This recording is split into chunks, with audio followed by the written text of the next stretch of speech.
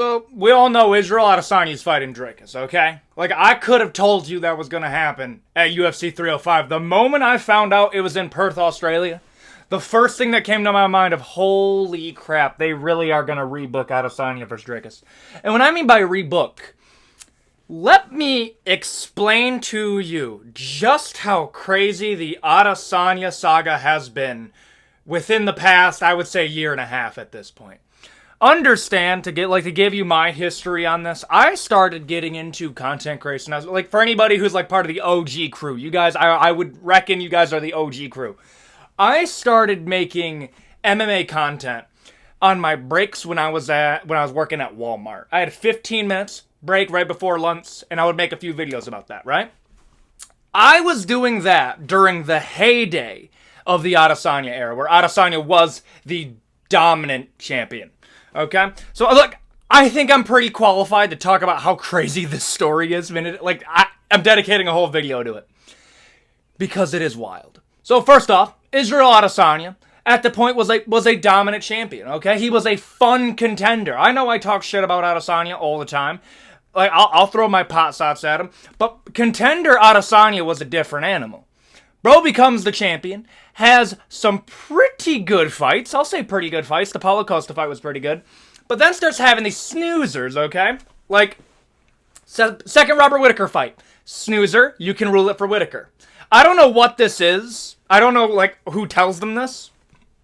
But I feel like fun contenders, when they become champions, it's almost like somebody goes into the back when they're like done with fighting, like when they win the title, and they're told by Dana White himself, like, hey, you know how like you were super exciting? I want you to take it easy for a little bit.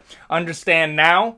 They got to beat the champ to be the champ. That's how I feel it is. Like, I understand people are pretending like that isn't a thing when we look at fights like Strickland versus Dricus, when, in all honesty, I still think you could have ruled it for Strickland. But I feel like for Israel Adesanya, Kamaru Usman, people that were super fun contenders, then they become champions, and outside of a few performances, they're pretty boring. I mean, listen, Israel Adesanya, Yoel Romero is one of the worst championship fights of all time. It was the worst until Carla Esparza versus Rose Namajunas decided to play patty cake for 5 rounds. So Adesanya, known as a pretty dominant champion. That was the heyday of Adesanya's reign, okay? And then this is where I come in.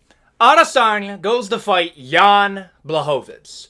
Jan Blachowicz, at the time, was the light heavyweight champion, beating Dominic Reyes, becoming the champion, all that stuff. Jon Jones is out of the picture.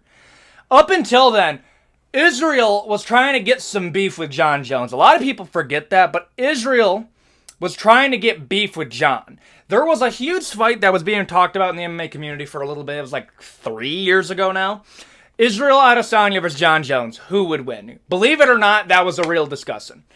We all kind of know who was going to win that. I do believe Jon Jones would have won that. I don't think the wrestling of Israel Adesanya would have done well against Jon, because Jan Blachowicz was able to hold him down and get a pretty convincing win. I know the commentary is where, when people talk about like biased commentary, people will highlight that fight, because I've done it. If you watch that fight back with your eyes closed, okay, you would say Israel Adesanya won that fight 10-9 every single round, because I swear people were huffing some copium that night, Joe Rogan.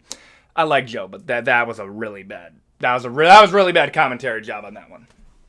And then in my mind, that is what started the cascading event here, because right after that, I don't know if it was preceded immediately after that or it was a few weeks, Israel Adesanya was asked about Alex Pereira.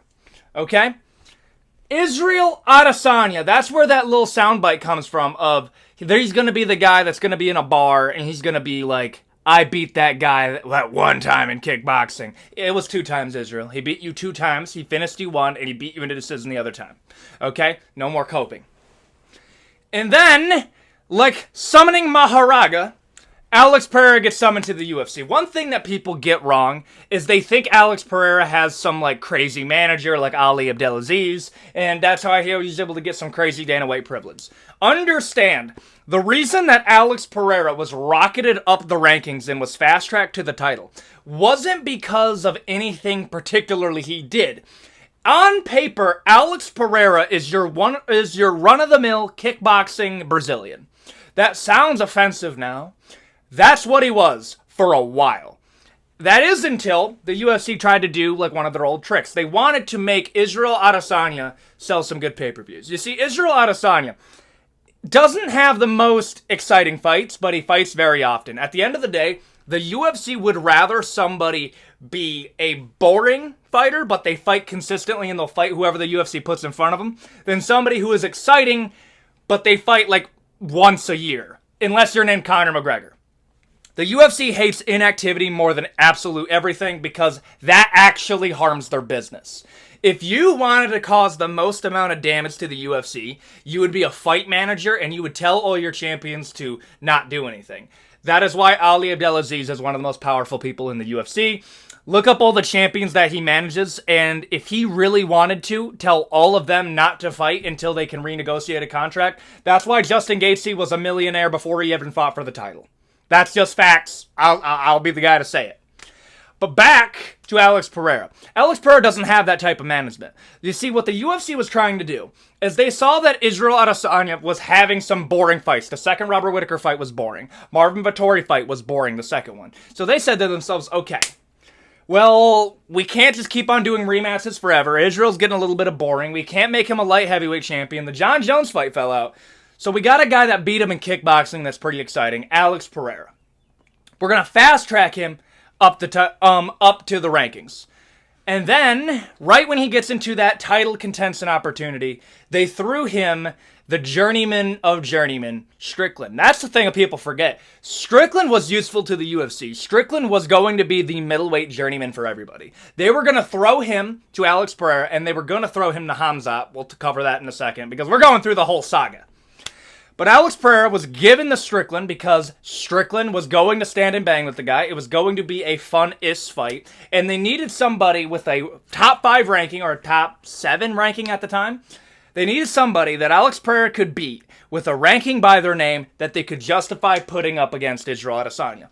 The main event of that card, it was Israel Adesanya, Jared Cannonier. The co-main of that fight was Alex Pereira versus Sean Strickland.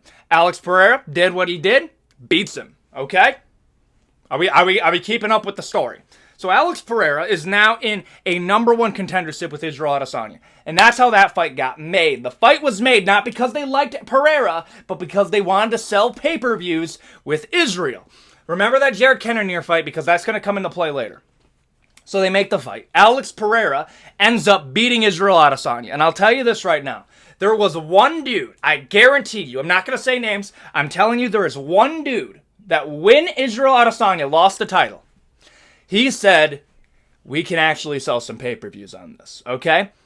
That is how the UFC looked at that. They didn't see that as we just lost a lot of money in our investment. No. We were able to get a Brazilian that can't speak a lick of fucking English that will fight whenever we tell him to fight, and we don't have to pay him crazy numbers.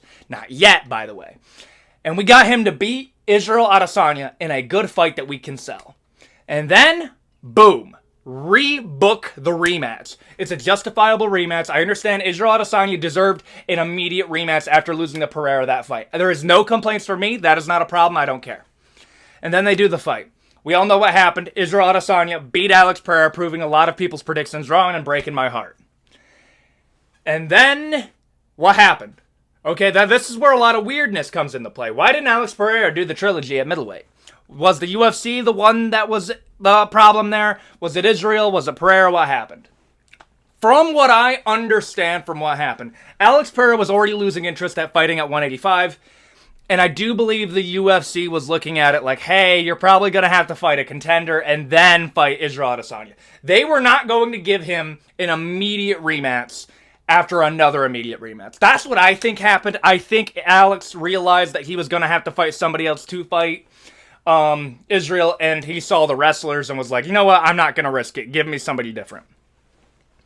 And then 3 months later, they give Alex Pereira Jan Blachowicz, a fight that they thought he was going to lose. And then when he beat Jan, they realized that Pereira can be a seller. They did not think Pereira was going to become a star. I would argue the most popular active fighter right now. Pereira beats Jan Blachowicz. They send him against Yuri. He beats Yuri. Boom, that's the champion. In the meantime, however, what was going on behind all of this? Dricus du Plessis versus Robert Whittaker. The reason that this fight is so interesting, and I call Dricus du Plessis versus Israel Adesanya a rebooking, is because what was supposed to happen after Israel Adesanya beat Alex Pereira, what they were going to do is the winner of Robert Whittaker versus Dricus du Plessis was going to fight in Perth, Australia of last year. The reason why I know that is because there was a headline that came out. And it was, the UFC will be heading to Perth, Australia, potentially for Robert Whittaker versus Israel Adesanya 3. They were going to book Robert Whittaker versus Israel Adesanya again at Perth, Australia. That's why they were going to do it. Because they had good numbers at Perth the last time, and they thought Robert Whittaker was going to beat Dricus. And if you guys remember, that was a crazy upset. I still remember talking about that with the guys at Jiu-Jitsu. So, Dricus beats Robert Whittaker, breaks his hand in the process, and now he's not able to fight in Perth, Australia. Israel Adesanya knew he was fighting in Perth for about 6 months before it got announced. Dricus kind of knew, but he said, no, I'm fighting with a broken hand. I'm not going to be fighting Israel Adesanya. Perfectly understandable, right? And then that's how you got, like, that whole saga, like, MMA Guru was talking some shit about, like, oh, nobody from my team. No, sorry. Guru comes in later on in the story, my bad. And then, where was I going with it? Oh yeah, Israel Adesanya was talking shit to Dricus that, oh, you can't fight injured, I fought injured. And then Kai Kara France pulled out of his fight with Manel Cap. All of them were making up stories about how they got injured. So they had to find a new guy. A guy that was a journeyman. A guy that would fight when he's told. A guy that nobody, they knew of him and they didn't want to put him on a pay-per-view or a press conference. Who's that? Strickland. Strickland was the guy that they called to fight in place of Jared Cannonier. They rebooked Jared Cannonier. They did Jared Cannonier, Israel Adesanya 2, and that was supposed to be the Perth card. The Perth card was looking so bad, I guarantee you Hunter or Dana White saw the potential pay-per-views, and they were like, oh, this is bad, what can we do, boss? So, they offered Strickland Israel Adesanya. And then Strickland said no. Because from what I understand, the UFC was offering him, I believe it was slight. They lowballed him an offer and he said no. I'll just rather fight somebody else and then fight Israel Adesanya. Because he was that close. And then Israel Adesanya, in negotiations, found this out and was able to get Strickland paid. Israel was the guy that got Strickland the title shot. Nobody wants to bring that up, but it was Israel's team that gave him the amount of money that he needed to fight for the title. So on short notice, 2 weeks notice, mind you, Strickland had to fly with jet lag, train, and then beat Israel Adesanya. People want to make up excuses of, oh, Israel might have been suffering from jet lag, he was too active. Strickland, understand this, Strickland not only beat Israel Adesanya, he beat Israel Adesanya with just about every handicap you could name. Didn't have a full training camp, fighting on jet lag, was just as active as Israel Adesanya was. Frankly, was not a favorite to win this fight at all. And Strickland walks him down for 5 rounds. And this, in my mind, was the most devastating thing that could have ever have happened to Israel Adesanya. Okay? This was it. The rise of Pereira, but like the executioner blow of Strickland. Because listen, we realize how good Pereira is. We're not going to look back on it. Oh, look, you lost to Pereira. Pereira is the guy speed running a Hall of Famer run. I don't even blame the guy. Losing to Strickland, that's tough, bro. Losing to Strickland the way that you did is really bad. And then, Strickland versus Dricus. Dricus wins the title. And then, they aim to do Dricus du Plessis versus Israel Adesanya for UFC 300. I almost guarantee you that was the case. It was going to be Conor McGregor versus Chandler. McGregor versus Chandler couldn't make it. So, they instead tried to book Israel Adesanya, Dricus du Plessis. The reason that it didn't end up happening is the UFC, rumored going to Africa, ended up not working out, and in place of the Africa card during August, they were just going to go back to Perth. Whoop-de-doo. And in place of that, they did Pereira versus Jamal Hill. That's why there's a meme of Alex Pereira whenever Israel Adesanya plans on fighting anywhere. Pereira was already trying to be there. And I'll get into that again because we just found out. So 303, Conor McGregor, Chandler pulled out. We already talked about that. But what ended up happening was Pereira versus Yuri was already planned. It was already signed a week ago. And it was signed for UFC 305. The same card that Israel Adesanya was making his return against Dricus. Which would have made Israel Adesanya the co-main to Pereira because he's not the champion and Dricus is not selling more than Pereira. I don't know about you. That is a different level of petty. He's also training with Kayla Harrison judo because Kayla Harrison said that she would beat Israel Adesanya in a grappling match. I'm not kidding you. That is actually the reason. And that, just a different level of petty. Don't ever cross Alex Pereira. Like, I think he hunts you to the day you die. That is how crazy this story is, dude. Pereira comes out of nowhere, builds a legacy on just being a pure Adesanya hater. Strickland gets the biggest upset win, I would argue, since Anderson Silva breaking his leg at middleweight. And now, what they had to do is, I guarantee you, the reason that Dricus decided to do it in Perth and not hold out for Africa is they threatened an interim between Strickland and Adesanya. Understand, and to go on with that, Khamzat versus Robert Whittaker was supposed to be a number one contenders match, but now it's Robert Whittaker versus Ikram Aliskerov.